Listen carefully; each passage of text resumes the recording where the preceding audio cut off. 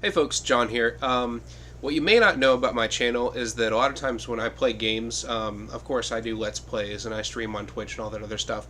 But most of the time when I play games, I actually am not playing anything on an emulator. I'm playing the physical version of a game. And since I mostly do retro stuff, that means I actually have a pretty big collection, which is actually what you see here behind me, which is something I've never really talked about on the stream, I don't think.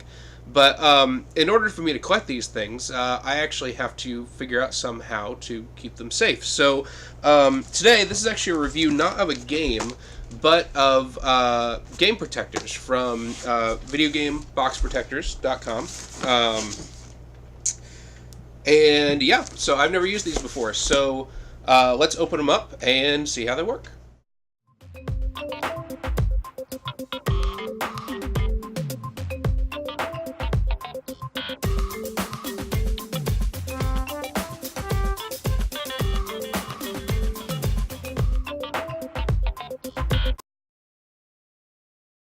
Okay, so I got these things out of the box. I did a little edit there just so you guys wouldn't have to see me struggling with it. But we got three kind of protectors here. And first of all, I just want to point out, they stuck this cool little stick in here. This cool little sticker, not stick. This cool little sticker in here. And it says, "Even heroes need protection." And I guess that's their logo, or their motto, and it's a nice little sticker. It's got Donkey Kong on it. But we got three kind of protectors here. We've got the Game Boy protectors, and then we've got what I assume to be the NES box protectors, so we'll put those over there for a second. And then the Super Nintendo box protectors. Now, something I should say about these, Nintendo used pretty much the same box dimensions for both the Super Nintendo and the Nintendo, so these will work on both, or not Super Nintendo and the N64. So these will work on both, which is pretty cool. So I actually have like twice as many of these as I do the other ones. But let's start out with the Game Boy ones, since that's what I have in my hand down here.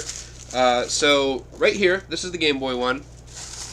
And basically, it's just this little hard plastic thing. And just fold it out here, if I can actually get it folded out. It folds out just like that. See, you can see right through it. It's relatively thin. I'm not sure that I may get some thicker ones for my more valuable stuff, but this'll do for now. But see, it's just a little bit flimsy. Once the game's in there, though, that may not be a problem. So let me just fold it together here. And it just kind of folds together just like that. And let's slip Final Fantasy in here and see how it goes. So that's not too bad. It adds a little bit of rigidity to it, and I was right. Once the game's in there and it kind of has a little bit of a structure to it, and it's all folded together, it does seem to hold up pretty well. And I would feel pretty comfortable with this being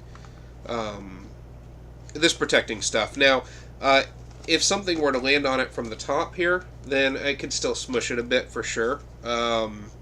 And it does move around a little bit inside this case, but then again, that's probably a good thing. You don't want it to be so tight that you can't ever get it out again. So anyway, so yeah, that's the Game Boy one. So throw that back up there. Now let's try the NES one, which I think is this first stack right here. So this one I haven't even taken the plastic off of. So let's do that. Okay, so the same drill as before. Gonna do this, and actually this is too wide for NES, so I bet you this is Super Nintendo. So we'll put Adventure Island 3 back for just a second.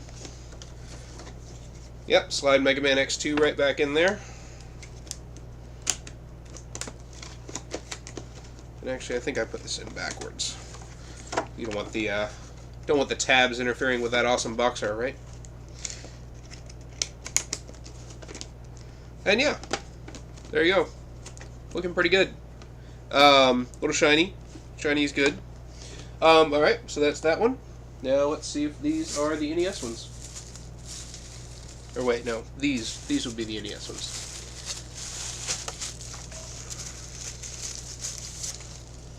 Alright, let's check these out.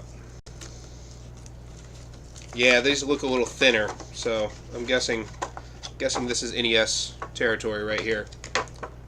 Yeah, that's it. Alright, so let's go ahead and fold this down. So just like that, and then slide Adventure Island 3 in. See how it looks. And there you go. Now we're good. So yeah, I feel pretty comfortable with these. Some of the more valuable ones, I'll probably end up getting maybe a little thicker protectors for, but just for the ones that are, you know, like Star Tropics, which is fairly common. Let's see, what else do I have? Rampage, Super Mario Brothers 2, the fairly common ones, I have no problem with these. If you're looking for something that, I don't know, you've got maybe like a mint condition version of Wacky Races or something like that, then you probably want to look at something a little thicker. But for my purposes, for the most part, I think these things from Video Game Box Protectors, which I'll show their little sticker again. Ah, there it is. From Video Game Box Protectors, I think will do you for most people what they need. But anyways, yeah, so that's it. That's all I wanted to do. I just wanted to show you guys that before I put all my my games in them. So yeah, I'll see you guys next time for another review, and have a good day.